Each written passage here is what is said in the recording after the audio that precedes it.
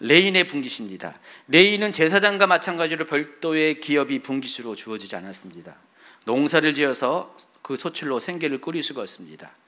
하나님께서 레인에게도 이와 같이 기업을 주시지 않은 이유는 제사장과 마찬가지로 그걸 통해서 그것 자체가 레인들을 일반 백성들과 구분시키는 것입니다.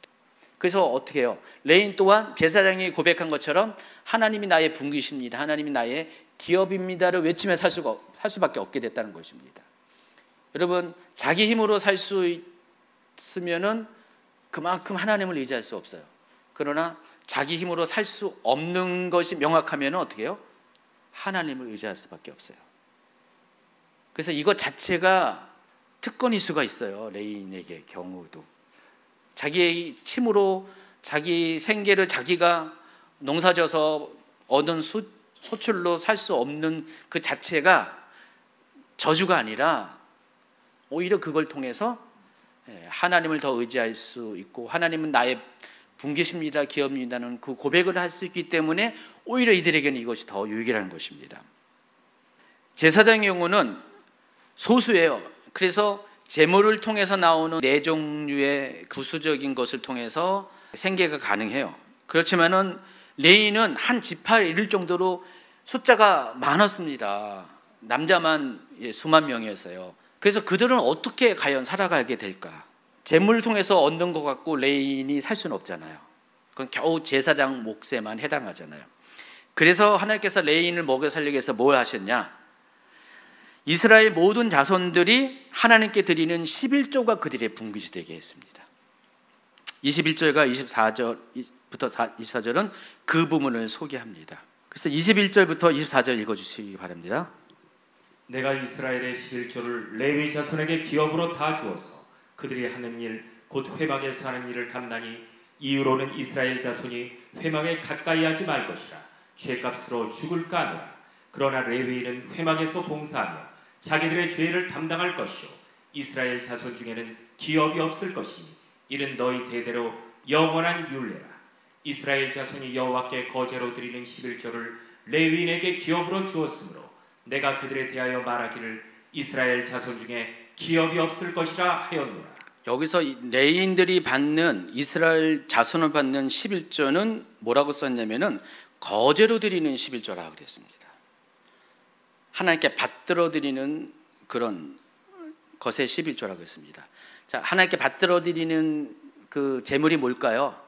곡식이 될 수 있고 또 짐승의 어떤 뒷다리 같은 그런 것도 될 수가 있어요. 그런데 짐승의 것은 제사장이 취하죠.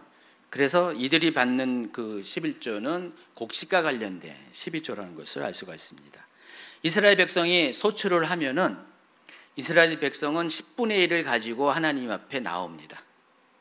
나오고 하나님께 그것을 드립니다. 지금 시대에는 대부분 화폐로 11조를 드리지만은 당시에는 직접 소산물을 드립니다. 그래서 그것을 거제로 올려드리는 거예요. 그래서 거제로 올려드릴 때 어떤 의미가, 영적인 의미가 있냐면은 여러분 이렇게 지주가 있어요. 주인이 있어요. 그 주인 밑에 많은 종들이 있습니다. 종들이 아주 넓은 땅을 경작해요. 그렇다고 그게 자기 겁니까? 주인 거잖아요.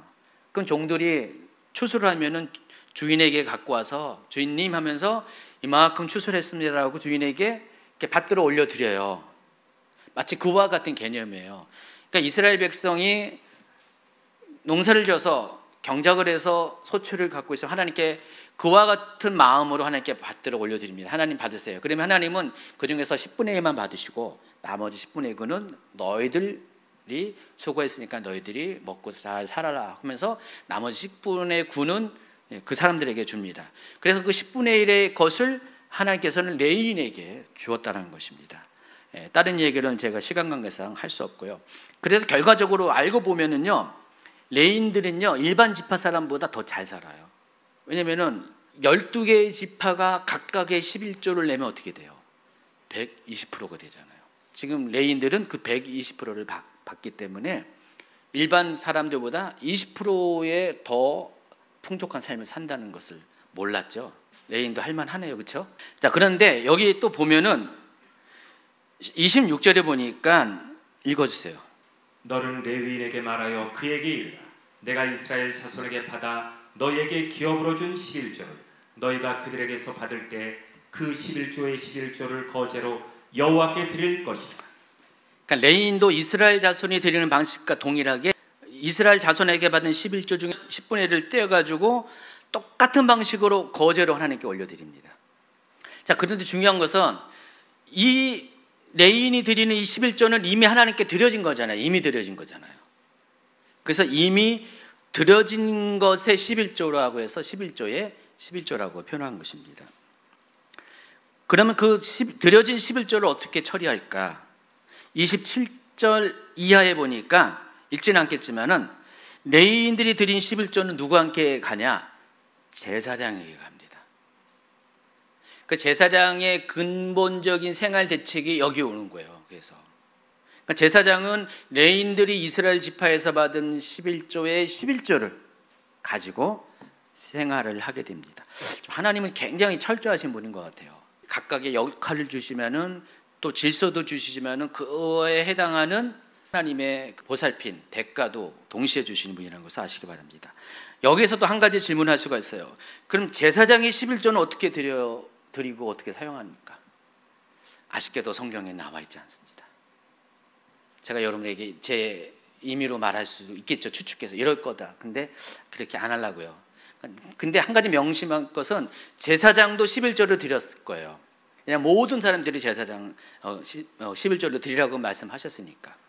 제사장도 11조 드렸는데 그게 어떤 용도로 사용했는지는 나와 있지 않습니다.